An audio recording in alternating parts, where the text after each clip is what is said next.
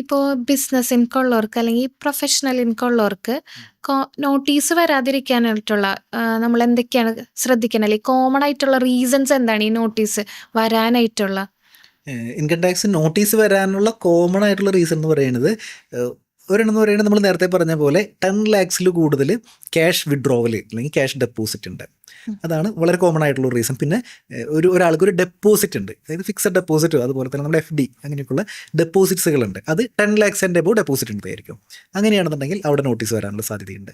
ഇനി credit card transactions ഉണ്ടല്ലോ. ഇപ്പോൾ ഒരാൾക്ക് വളരെ ഹ്യൂജ് ആയിട്ടുള്ള ക്രെഡിറ്റ് കാർഡ് ട്രാൻസാക്ഷൻ 1 lakh റുപ്പിയെക്കാട്ടും കൂടുതൽ ക്യാഷ് ആയിട്ട് ബില്ല് സെറ്റിൽ ചെയ്തിട്ടുണ്ടെന്നുണ്ടെങ്കിൽ, അല്ലെങ്കിൽ 10 lakhs ക്രെഡിറ്റ് കാർഡ് ട്രാൻസാക്ഷൻസ് ഉണ്ടെന്നുണ്ടെങ്കിൽ, ഒരു വർഷത്തെ കഥയാണ് കേട്ടോ പറയുന്നത്, ഇങ്ങനെ ഉണ്ടെന്നുണ്ടെങ്കിൽ നോട്ടീസ് വരാൻ സാധ്യതയുണ്ട്. അതുപോലെ തന്നെ ഷെയർ ട്രേഡിംഗ് നമ്മൾ വളരെ കോമൺ ആയിട്ടുള്ള ഒരു കേസാണ് ഷെയർ മാർക്കറ്റിലെ ഇൻവെസ്റ്റ്മെൻറ്റ്. അപ്പോൾ ഒരു വർഷം ഒരു 10 lakhs ഷെയർ മാർക്കറ്റിൽ ഇൻവെസ്റ്റ്മെൻറ്റ് ഉണ്ടെന്നുണ്ടെങ്കിൽ അപ്പോഴും നോട്ടീസ് വരാനുള്ള സാധ്യതയുണ്ട്.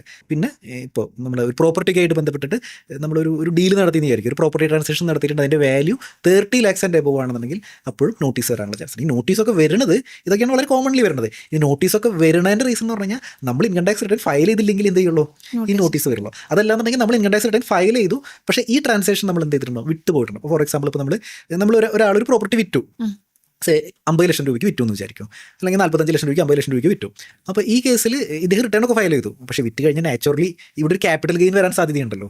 അപ്പോൾ അദ്ദേഹം ക്യാപിറ്റൽ ഗെയിൻ ഒന്നും കാണിക്കാതെ, ഇപ്പോൾ സാലറീഡ് ആയിട്ടുള്ള ഒരാളാണ്, ഇദ്ദേഹത്തിൻ്റെ സാലറി മാത്രം കാണിച്ചിട്ട് income tax return ITR 1 file ചെയ്തു എന്ന് വിചാരിക്കും. അപ്പോൾ പക്ഷേ ഇവിടെ ഒരു ക്യാപിറ്റൽ ഗെയിൻ ഉണ്ട്, അപ്പോൾ അദ്ദേഹം ആ ക്യാപിറ്റൽ ഗെയിനും കൂടി കാണിച്ചിട്ട് റിട്ടേൺ ഫയൽ ചെയ്യണ്ടേ. അപ്പോൾ അങ്ങനത്തെ കേസിൽ റിട്ടേൺ ഫയൽ ചെയ്താലും നോട്ടീസ് വരാം. നോട്ടീസ് വരുന്ന റീസൺ നമ്മൾ എന്ത് ചെയ്തിട്ടില്ല, നമ്മൾ ഈ ട്രാൻസാക്ഷൻ നമ്മുടെ റിട്ടേൺ കാണിച്ചിട്ടില്ല. അപ്പോൾ അത് കാരണം നോട്ടീസ് വരാം. ഇനി കഴിഞ്ഞ വർഷങ്ങളിൽ ഒരുപാട് ആളുകൾക്ക് നോട്ടീസ് വന്നൊരു ഐറ്റം എന്ന് പറയുന്നത് ഫോറിൻ ട്രാൻസാക്ഷൻ അല്ലെങ്കിൽ ഫോറിൻ അസറ്റ്സ് ആണ്. അപ്പോൾ അതായത് നമ്മളൊരു റെസിഡൻ്റ് ആണെന്ന് വിചാരിക്കും, ഒരാൾ റെസിഡൻ്റ് ആണ്, അപ്പോൾ അദ്ദേഹത്തിന് ഒരു ഫോറിൻ അസറ്റ്സോ അല്ലെങ്കിൽ ഫോറിനിൽ ഒരു ബാങ്ക് അക്കൗണ്ടോ അല്ലെങ്കിൽ ഇപ്പോൾ ഇവിടെ ഇരുന്നുകൊണ്ട് നാട്ടിലിരുന്നുകൊണ്ട് തന്നെ എന്ത് ചെയ്യാൻ പറ്റും, USA കമ്പനികളുടെ സ്റ്റോക്കിലൊക്കെ ഇൻവെസ്റ്റ് ചെയ്യാനായിട്ട് ഒരുപാട് ആപ്പുകളൊക്കെ അതിലുണ്ട്. അപ്പോൾ ഇങ്ങനത്തെ ഒരു സിറ്റുവേഷനിൽ, അതായത് ഒരാൾ റെസിഡൻ്റ് ആണ് പക്ഷേ ഫോറിൻ അസറ്റ്സുകൾ ഉണ്ട് എന്ന് വിചാരിക്കും, അപ്പോൾ ഇത് ഡിക്ലെയർ ചെയ്തില്ല എന്നുണ്ടെന്നുണ്ടെങ്കിൽ അപ്പോഴും നോട്ടീസ് വരും. അപ്പോൾ അതിൻ്റെ ഫൈൻ എന്നൊക്കെ പറഞ്ഞു കഴിഞ്ഞാൽ ഇത്തിരി ഭീകര ഫൈനുകളാണ്. അപ്പോൾ ഫോറിൻ അസറ്റ്സ് ഒക്കെ ഉള്ള ആളുകൾ ശരിക്കും ഒന്ന് ശ്രദ്ധിക്കുക, വലിയ എമൗണ്ടൊക്കെ ഫൈനൊക്കെ വരാനായിട്ട് സാധ്യതയുണ്ട് ഡിക്ലെയർ ചെയ്തില്ല എന്നുണ്ടെങ്കിൽ.